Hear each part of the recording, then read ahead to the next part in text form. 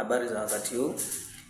Karibu tena leo katika kipindi chetu cha afya ya uzazi kwa mwanaume. Tunaendelea na mada yetu ya faida za limao na tangawizi kwa afya ya mwanaume. Nilishaeleza huko nyuma faida zake.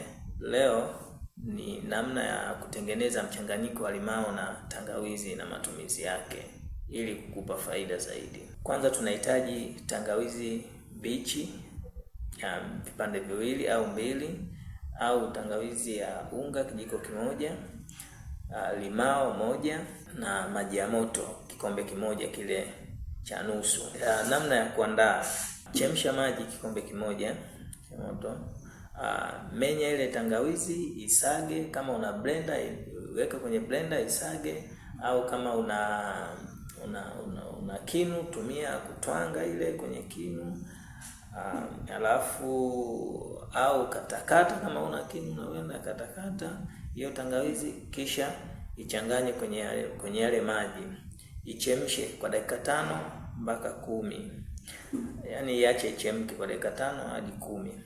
Kisha ipue, iache ipoe kidogo. Kamua limao ndani ya huo mchanganyiko baada ya kupoa kidogo. Kamua, weka humo kidogo.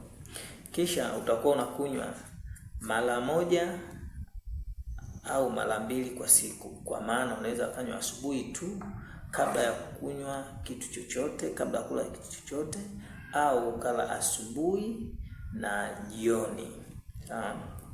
Kabla ya kulala pale jioni natumia. Basi fanya hivyo kwa muda mpaka pale matokeo yatakapojitokeza mazuri, lakini kuanzia siku 5 kwenda mbele. Tahadhari muhimu ni kwamba epuka kutumia tangawizi kwa wingi kama una vidonda vya tumbo. Sawa, lakini pia usitumie limao kwa wingi kwa sababu limao inaongeza acid tumboni kama una vidonda vya tumbo. Kwa usitumie kwa wingi. Kila kitu ni kidogo kidogo kiasi.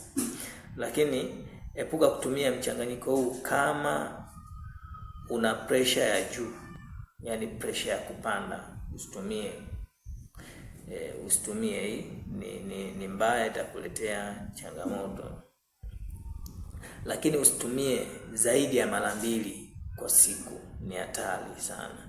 Ili kuepuka kizunguzungu. Unaweza kupata kizunguzungu kwa sababu mchanganyiko huu ni mchanganyiko ambao unafanya damu yako itembee vizuri na kuelekea kule katika maumbile ya uzazi. Lakini pia baadaye nitakuja kuwaeleza, kipindi kijacho nitakuja kueleza faida ya limao katika mwili wa mtu yoyote yule, yeye mwanamke yeye mwanamume. Ikiwemo ni kupunguza mafuta mwilini. Sawa, lakini pia nitaelezea faida ya kutumia limao kwa mgonjwa mwenye sukari. Usikose kutufuatilia katika online TV zetu, YouTube, Instagram, Twitter, TikTok. Karibuni sana.